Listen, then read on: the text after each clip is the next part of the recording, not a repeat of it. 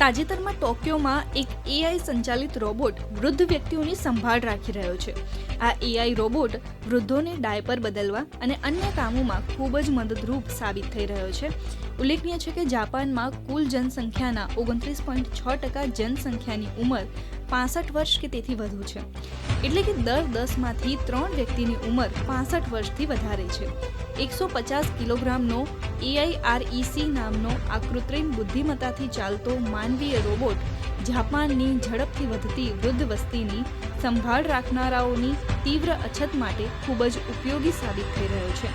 આ બાબતે સરકારી ભંડોળથી AIRECના સંશોધનનું નેતૃત્વ કરી રહેલા વાસેડા યુનિવર્સિટીના પ્રોફેસર શિગેકી સુગાનોએ જણાવ્યું હતું કે આપણા અત્યંત વિકસિત વૃદ્ધ સમાજ અને ઘટતા જન્મોને ધ્યાનમાં રાખીને આપણને તબીબી અને વૃદ્ધોની સંભાળ માટે અને આપણા રોજિંદા જીવનમાં રોબોટ્સની મદદની જરૂર પડશે.